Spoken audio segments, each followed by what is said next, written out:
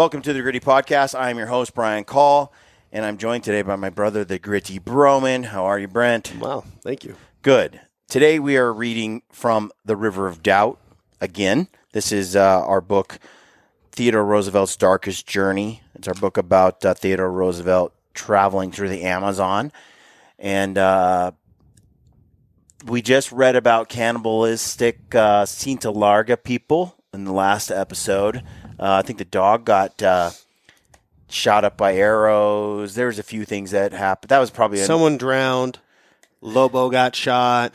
Ran to the cannibals. Sorry, the responsibly selective cannibals. We can't forget about that, bro. They don't. There's one rule about cannibalism among the Cinta Larga, and that is that they did not eat each other. They only ate other tribes, not in their I'm sure tribe. there was like no rules to the exception, like Meatless Tuesdays or something like that. So anyway, it's been a fascinating read. Actually, it really takes you back to a whole different time in the world, and it's really interesting because this whole story is when you get into the native people now in the jungle, you're now having two worlds collide: the modern world, with cars and the modern technology, industrial age, and the Stone Age, just clashing, and it's like the sort of thing you see in a movie, Anyway, it's very cool. So we're getting into this next chapter. It's chapter 20.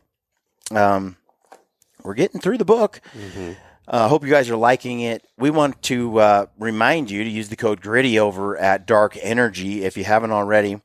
Dark Energy makes these battery banks that I've been using since like 2014, 15 maybe. This is their Poseidon. This thing is legit for all the backpacking needs that you have. Use the code GRITTY over there and you're going to save money. You get a discount on these Dark Energy chargers. I think they're among the best. Ryan Lamper, Stealthy Hunter, has been using these for years as well. I still have my originals. They just last forever. They don't break. You can drive over them with a car, drop them in a river. They're waterproof. They down to so many feet. They're just solid. Lately, here's something we don't get paid for, but I think is useful. We've been using these PowerPort solar chargers by Anchor. This is the 3-panel one. It's basically 14 ounces, I think, or 16 ounces. You can see it right here if you're watching the video of the podcast, but if you're not, it's just this small little 3-panel charger. This thing will charge the Dark Energy. Lately, this is kind of our kit. I have unlimited power in the backcountry. Bringing this unlimited power. Bringing the Anchor and then the Dark Energy to combine together, and it's like, whoa, this solar panel, it's changing the game. It's shedding ounces for me because usually I'd have to bring 3 maybe Dark Energy, maybe 4 to get through all my power needs between my phone and my SteriPin, sterilizer, water sterilizer, this headlamp by Peaks, all that stuff is all rechargeable. Even my batteries for my camera on occasion.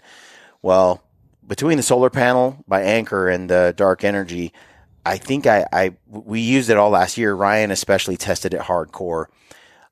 We just couldn't really find that we need more power than this. There are bigger panels, solar panels, but you don't need them because this pretty much handles all the needs that you could have, and you're always charged up with power. Some trips I've just ended up using a lot more flashlight power because we have to hike through the night, or I've had to use more mapping power with my mapping system on my phone, or I've just watched a lot of movies because I've been trapped in a tent for a long time. Well, what's cool about this, because of rain or storms, dude, with that solar panel and the battery pack, I really don't have to worry about running out of power anymore. Even my Garmin InReach is fully charged. I don't have to skimp on the texts I send to my family at home while I'm away. So check that out. Use the code GRITTY over at Peaks. Is the new headlamp. I think they might be in stock again. I'm not sure. But gaiters and poles are over there, trekking poles. I think they're among the best that you can get. Check those out. Use the code GRITTY. And use the code GRITTY over at Stealthy Hunter. Get yourself a rifle cover, a glassing pad, or some of the CBD oil and nutritional products that they have over there. They are among the best supplements around. Okay, Brent, let's get into this. episode here. The last one was fascinating. Let's do this. This chapter is called Hunger. After a miserable night of worry and fear, the men of the Roosevelt Rondon scientific expedition awoke on the morning of March 17 to the dire reality of their situation. They could not get back on the river, but neither could they stay where they were. The loss of the new dugout the day before had left them with only 4 canoes, 3 fewer than they had started out with, and far too few to carry 21 men and all of their food and equipment. There were no trees suitable for boat building anywhere near the camp. They were quickly running out of rations, and they were surrounded by hostile Indians. Whatever the cost, they had to keep moving, and most of the men would have to walk. By this point in the expedition, none of them had any illusions about what it meant to walk along the banks of the River of Doubt. So dense was the vegetation along the river's sun-washed shoreline that they would have to laboriously carve a path for each step with a machete.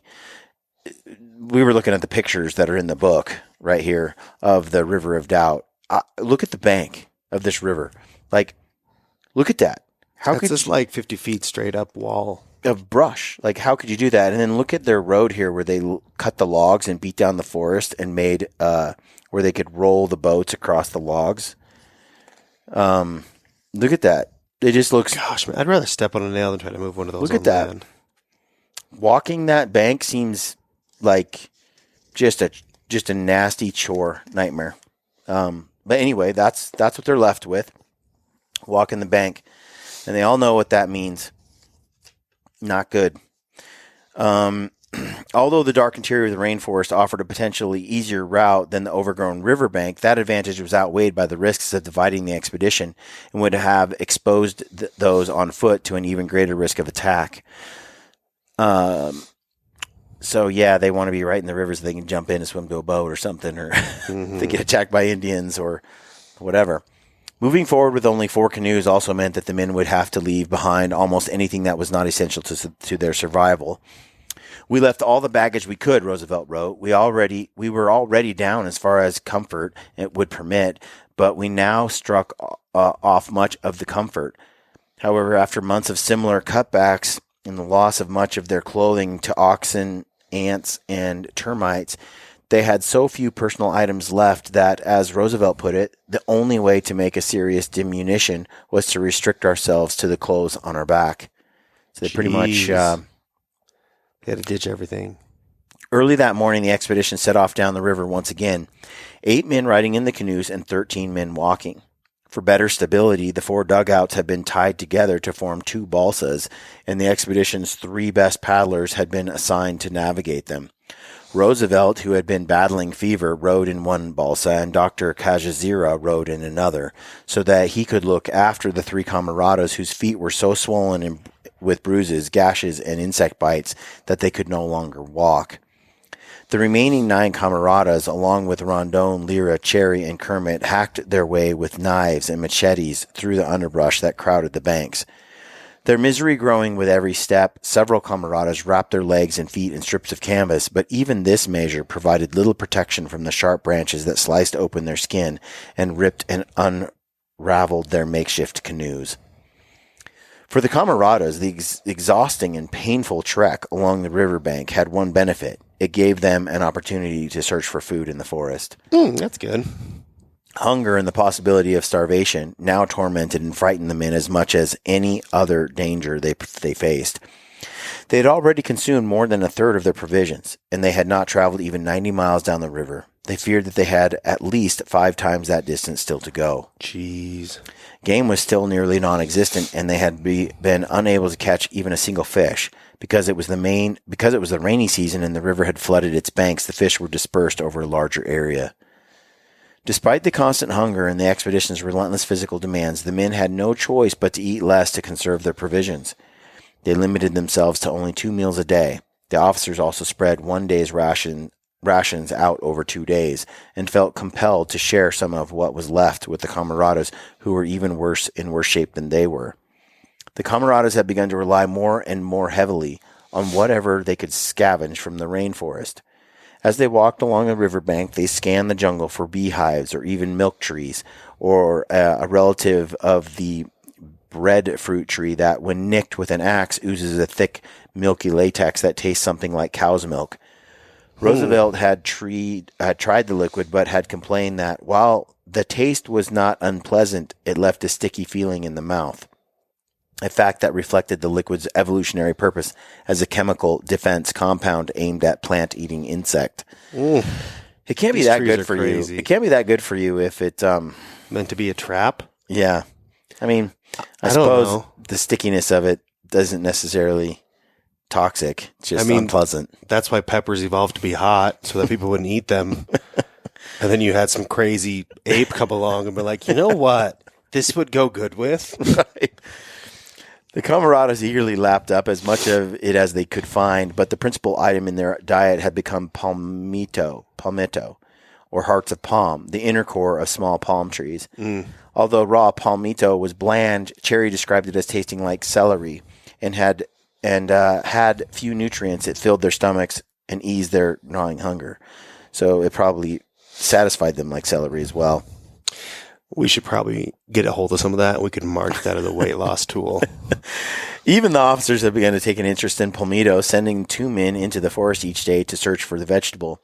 What they really hoped to find, however, was Brazil nuts. For centuries, Amazon explorers had counted on these high-fat, high-protein nuts to get them through the rainforests. In fact, Brazil nuts had likely saved the lives of Rondon and his men during their 1909 expedition. The almond-like nuts grow in a hard, round, wood-walled shell that holds as many as 24 nuts and can reach 7 inches in diameter and 6 pounds in weight. Jeez. When ripe, these shells crash to the ground like small cannonballs from the branches of the 130-foot-tall Brazil nut tree, sometimes striking gatherers below with stunning force, so hard that they resist the blow of a hammer. Brazil nuts have been known to knock men out cold and even kill them. Jeez. Roosevelt and his men, however, were in no danger from falling Brazil nuts. Mysteriously, they had found virtually none at all. They just cursed expedition. For real. As surprising as it was to Roosevelt and the officers that the inability of the expedition to sustain itself on fruit or nuts from the lush forest around them was not merely a reflection of bad luck or the time of year in which they made their journey. Like their inability to find game animals, the apparent lack of fruit was also a product of millions of years of evolutionary pressure, which had refined the reproductive methods of the jungle's plants and trees to an extraordinary level of complexity and sophistication. In temperate rainforests, with their large stands of similar trees, reproduction can frequently be accomplished in fairly indiscriminate fashion.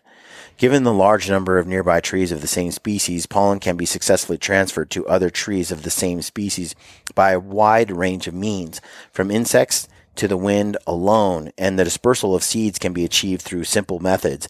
A downy parachute of fluff carries the seed of the cottonwood randomly upon the breeze, and the apple doesn't need to fall far from the tree in order to achieve its reproductive mission. In the rainforest, by contrast, the requirements for successful reproduction are much more demanding.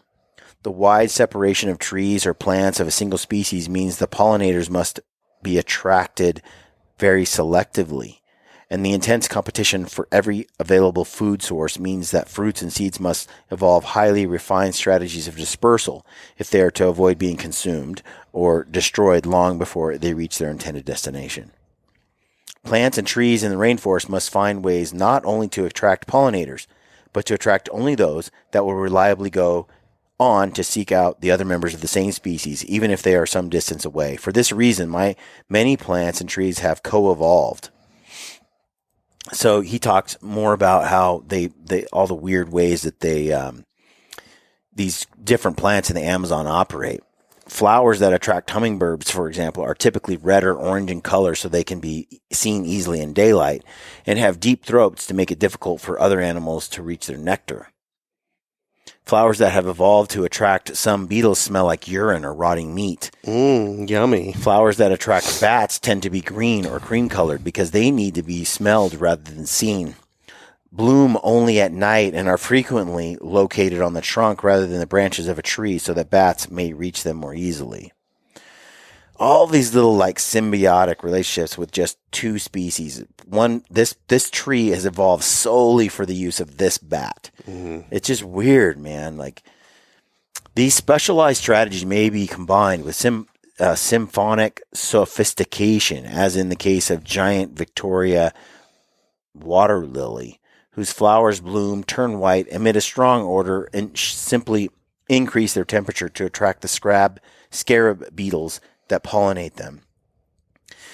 When they arrive, the flower chamber closes around the feeding beetle, imprisoning them so that they become covered with pollen. That's crazy. I'm going to dust you real quick before you get on your way. Approximately 24 hours later, the flower changes to a red color that does not attract beetles, cools off, and releases the beetles, which then fly on, carrying the pollen to newly heated, white, fragrant lily flowers farther down the line. That's crazy. Yeah. Seems like a lot of work to dust a beetle. All these complex mechanisms that they have. It goes on and on about all these different unique things that happen. It says, even when they are mature, fruits and seeds cannot be wasted on just any hungry passerby, and have evolved to narrowly target only specific dispersers. To avoid ground-based predators and to give access to birds and other preferred dispersers, many fruits and seed pods are produced high in the canopy where they were out of the expedition's sight. To ensure that fruits are not simply eaten one by one and destroyed, many plants and trees have adapted by masting, or producing mass fruitings at irregular intervals, a strategy that defeats the development of unwanted predators by alternatively starving and overwhelming them. So there's either no fruit at all, or there's so much they can't eat it all. And it's not predictable. Man. Sounds like a girl I once dated. For Roosevelt and his men, the evolutionary sophistication of pollination and fruit production in the rainforest resulted in frustrating and a confusing inability to glean sustenance from the plants and trees around them.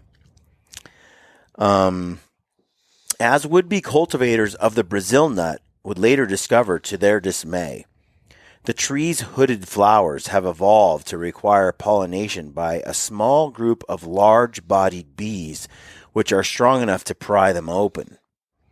Those bees, in turn, rely for their own reproduction on a certain type of rainforest orchid, whose absence or disruption is devastating to the production of nearby Brazil nut trees.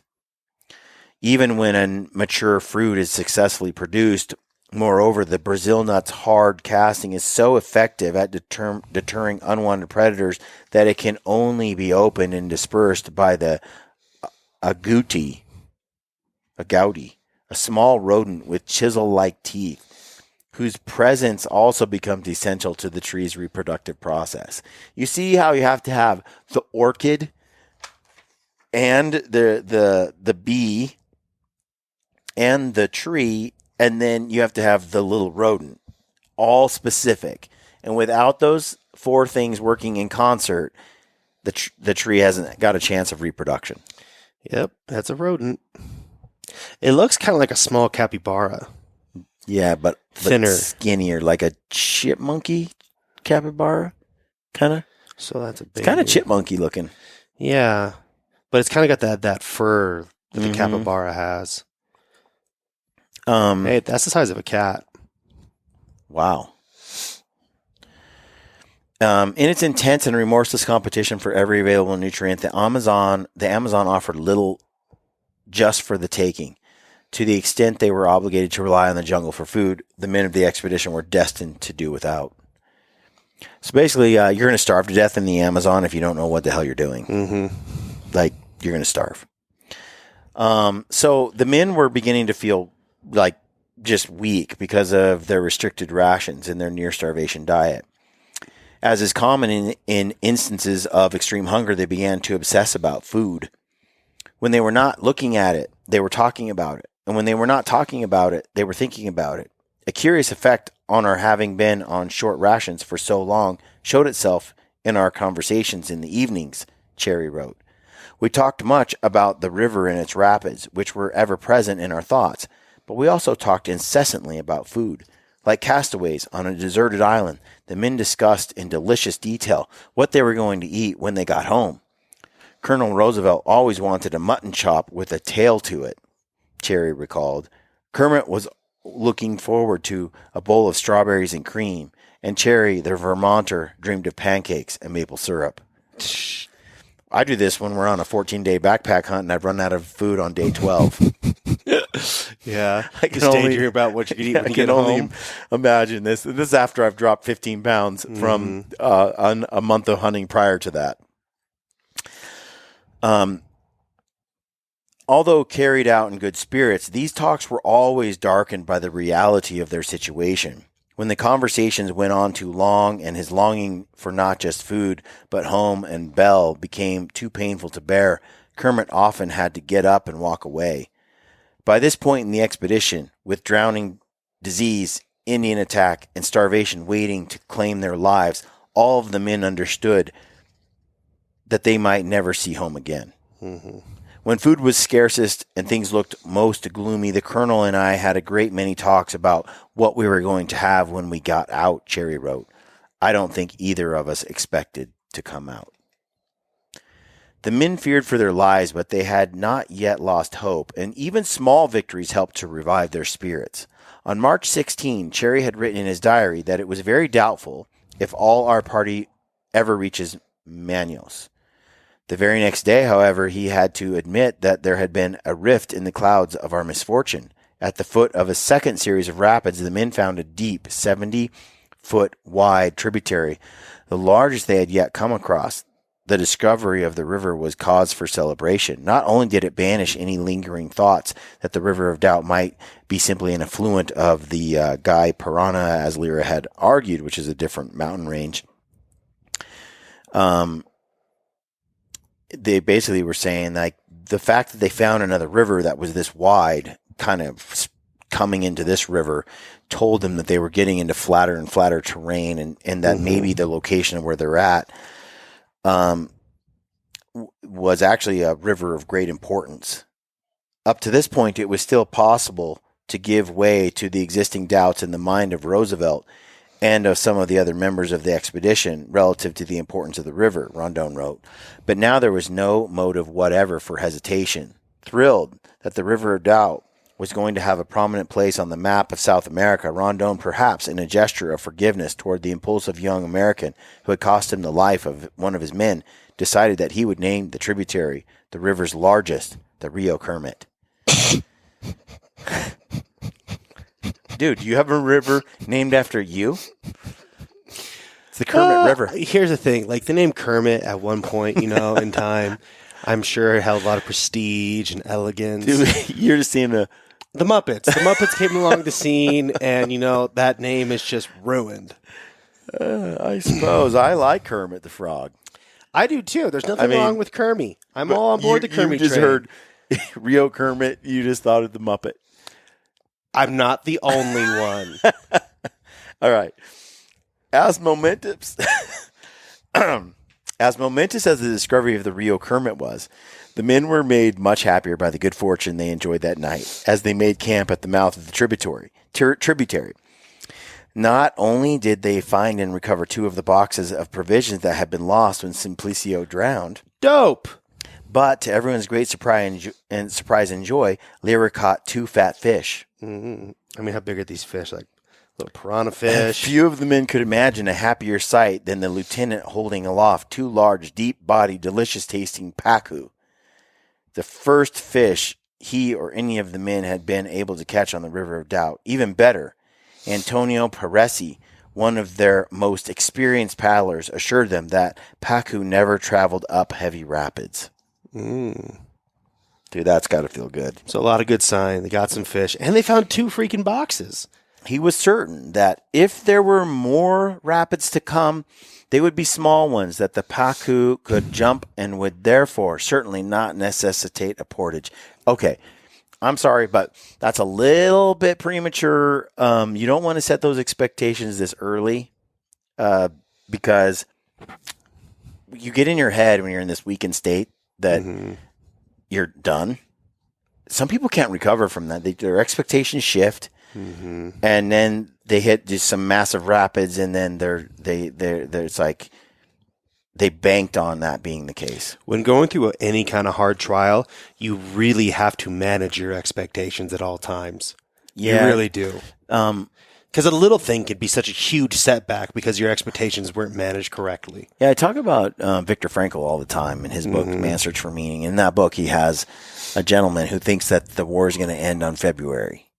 And he's otherwise very healthy and getting things done. And he's like, yes, February. I had a dream, and my dream said that it's going to be over on this date. And then it came and came and came, got closer and closer and closer. And then it came and then it went. And the guy died like right afterward. It's like he just quit. He just gave up. Like he had that in his head and it propelled him and all that. But then when it didn't happen per his dream, he didn't have the fortitude to go on beyond that. The other thing I see this with hunting, to tie this in to hunting, to correlate it to hunting, is the same thing happens I see when a guy or gal is sitting there and they're about to taste success. You know, they have this big bull elk coming in. They come to full draw with their bow. Everything is perfect. And they worked 7 days for this moment, for this opportunity. And here it is. And the moment comes and then they blow it. They blow it. And at that point, they might have 4 or 5 days left in the hunt. And they're just like, it's over. It's over. The being that close to victory and then having it snatched away, they can't muster the drive or the hope to believe that it could happen again the next day. And it can. And it could happen in another 20 minutes. Yes, exactly. There could be another bull right behind that. Keeping your head in the game despite the overwhelming frustration and the loss that comes from such an epic failure in your mind. You just never know if all of a sudden 6 hours later or 3 hours later, because you stuck with it, something even more magical happens and an even bigger bull walks out and gives you an unmissable 5-yard shot, you know. So it's keeping your mind, you know, it's not being weak when it comes to these expectations. It's okay to hope. You should, but you can't let, when the hope doesn't turn out, let that then derail you from further hope. You know, what else have you got really at the end of the day, but to keep pressing on? You just got to have grit. You just can't quit. Okay. So they're thinking that because they found this fish, they're home free.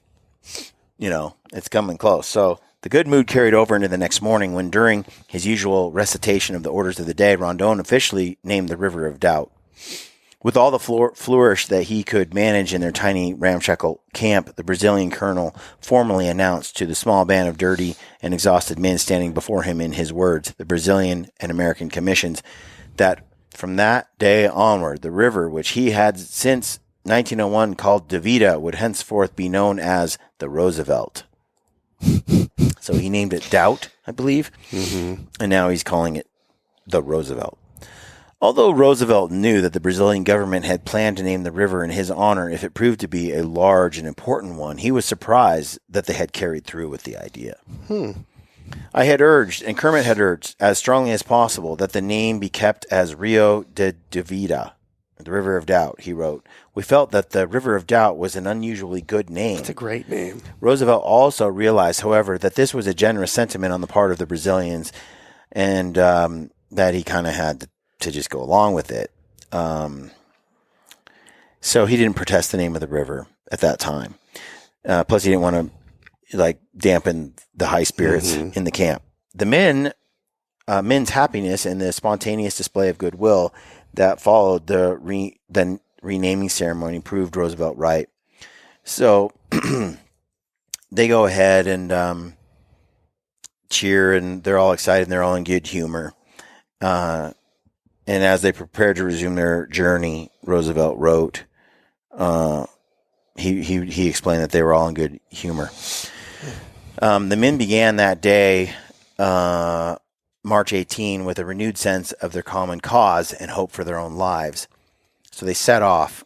They made their trail journey faster. The barefoot camaradas hiked the bank. It quickly became obvious, however, that the well-known route was not a game trail, but an Indian path. The men felt, saw, and heard the Indians' presence everywhere they turned. The dogs were on edge, running ahead of the rest of the expedition. They would stop short, and then bark excitedly into the forest, their attention caught by some distinctive human scent that the men could not detect. Increasingly bold, the Indians did not bother to hide their presence from the members of the expedition. They left fresh footprints in the mud, and they let themselves be heard. Eek. As the men walked between the river and the jungle, Indian voices broke through the heavy leaves, clear and guttural, and all the more terrifying for being disembodied. The Indians had decided to let the members of the expedition know that they were watching them, but they carefully followed the protocol of survival in the rainforest and remained invisible. Rounding a bend, the men again suddenly found themselves confronting a fishing village, this time bearing clear signs that it had been abandoned only hours or even minutes before their arrival. The village consisted of 3 huts, whose arrangement was indicative of the Indians' warlike lifestyle. Each of the huts, which were low, oblong, and covered entirely in palm leaves, had only one small opening, which was artfully hidden underneath the roof's leaves. Not only were the huts' entrances concealed, but so from each angle was one of the huts. 2 of the huts had been built side by side, and the third had been tucked in between the other 2 perpendicularly. In this way, if they were to be attacked from one side or the other, Rondon explained, one at least would be covered by the other 2, and being invisible to the assailants, could serve as a refuge for the women and children. Before leaving the village, Rondon insisted on once again offering the Indians a sign of the expedition's friendly intentions. The best way to do that, he knew, was through gifts. While they watched, the men tied an axe, a knife, and some strings, beads to a pole. The offering of such gifts was calculated gamble. They might have bolstered the position of the Cintalarga, who had been arguing against attacking the expedition. On the other hand, they could have been a tempting reminder of the provisions that the expedition was carrying, food and useful equipment that, if the Indians attacked, could be theirs in its entirety rather than doled out as token gifts. There is no doubt that there are many Indians on all sides about us, Cherry wrote in his journal that night.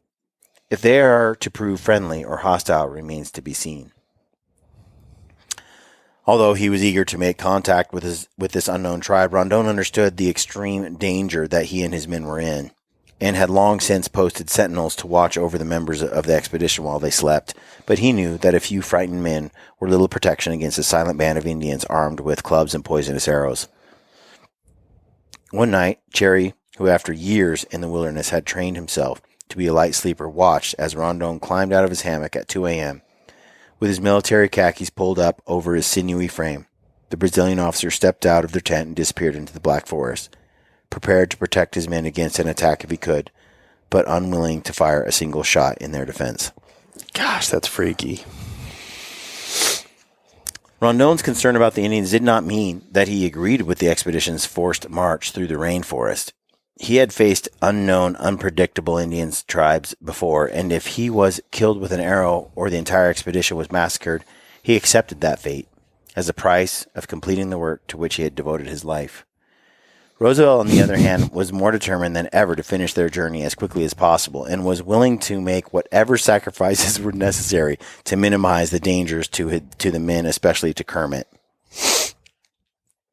Under the strain of their diametrically opposed ambitions, Rondon and Roosevelt's relationship began to fray. A couple of hours after they had passed the Indian village, the men found another tributary, this one broad and shallow, with a small green and white waterfall that splashed into the River of Doubt from its right bank. It says that as they sat down by the waterfall, Roosevelt insisted that the expedition keep moving. Frustrated that once again he was unable to do what he had come to do, not just map the river, but survey the surrounding region, Rondon bowed to Roosevelt's wishes, but later complained that he could only make a small reconnaissance of this new tributary along its bank, and it was necessary to attend the wish of the chief of the American Commission relative. They're arguing because Rondon's still trying to chart the river and map it, and Roosevelt's like, let's get the hell out of here, dude. We're surrounded. I don't want to die out here.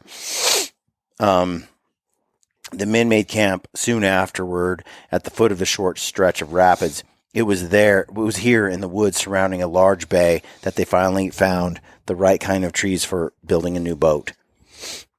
They would be taking a chance and stopping for several days to carve new dugouts while they were still so close to the Indian village. But if they ever hoped to make it home, they could not continue at such a slow pace and with a divided expedition.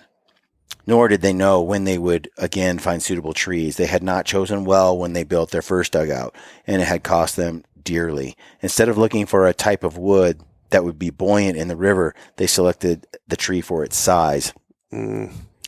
Like many rainforest trees that have adapted to protect themselves from insect predators, however, the tree they chose was extremely hard and heavy, making it useless for boat building. The Arapuana timber, as Cherry would later write, proved to be so dense and heavy that a chip thrown into the water sank like lead. This lack of buoyancy was one of the chief reasons why we had lost our new canoe. The men had learned their lesson. The trees that they found near the new tributary were Araputanga, a species of mahogany that is resistant to rot, easy to carve, and nearly as light as cork. Oh, nice. That's nice. But when work on the new dugouts began early the next day, the camaradas did not get off to an auspicious start. The first tree they chose was very close to camp and suddenly collapsing in the wrong direction. By the time the tree hit the ground, it had knocked over a series of other smaller trees, which in turn crashed into Franca's makeshift kitchen. They didn't have the skill of lumberjacks. As the camaradas began the boat building process all over again, the officers made a sickening discovery. 15 boxes of their emergency rations had disappeared. Oh, no. Wow. 15 boxes of their emergency rations had disappeared. It was possible that several men had been involved in the theft, but one camarada's name leapt to all of their minds, and the principal suspect was Julio de Lima. Of the entire expedition, Julio was the only man who, in Roosevelt's words, had kept in full flesh and bodily vigor. He could no longer be trusted even to go out into the forest to gather nuts or cut down palms. Instead of bringing the food back to the camp to be divided equally among all the men, he would devour everything he found. Because they could not prove their suspicions, however, the officers could do nothing but watch Julio even more closely than in the past. Jeez. The very next day, Roosevelt made an even more frustrating discovery when he learned that Rondon had been slowing the boat building in order to buy time for his survey of the river. Anxious to resume their journey, the Americans had done everything they could to speed up the work, including helping to carve out the dugouts. On the morning of the 21st, both Kermit and Cherry rushed back to camp from separate hunting trips, expecting the canoes to be finished and the expedition to be ready to start back down the river. But they were surprised and bewildered when Rondon told them that they still had some work to do. Under intense questioning by Roosevelt and Kermit, Rondon finally admitted that he had ordered the camaradas to work slowly so that Lyra would have one more day to establish the latitude of the tributary river. The Americans were furious, but the damage had been done, and they had no choice but to wait for the dugouts to be finished. The tension between the Brazilian and American commanders only heightened after the men finally launched their 6 canoes at 8:30 a.m. the following day. After traveling only 6 miles, the men reached a series of rapids. I told you. Everyone wearily disembarked, pulled all the provisions out of their canoes, and watched as the expedition's 3 best paddlers successfully ran them through the rapids. It took them only an hour to get around these rapids, but the next set they hit was so long and steep that they spent 6 hours carrying their baggage around them and lowering their empty canoes down by ropes. The day was lost again to the river. After the men had set up camp in the foothills of the falls, Roosevelt asked Rondon to step into his tent. Having taken a subsidiary role in the commanding of the expedition up until this point, Roosevelt decided that he could no longer simply watch over Rondon's shoulder while the expedition slowly stumbled through the rainforest. His son's life was at stake. With the theft of the emergency rations, the men were in even greater danger of starvation, and as they had discovered during the 6-hour portage that afternoon, they were still in Indian territory. They had found another empty village, and the night before, Kermit had noted in his journal that he had seen several bark-stripped trees, likely Karatari trees, the types of trees that, unknown to anyone in the expedition, the STHEALTHY Larga stripped in order to make their distinctive wide belts. Mr. Roosevelt asked me for a chat, as he wished to give me his opinion as to how we should conduct the work of the expedition. Rondon would later write of his private discussion with his commander. His view was that the chiefs of undertakings of certain importance should not occupy themselves with the details of the work to be carried out.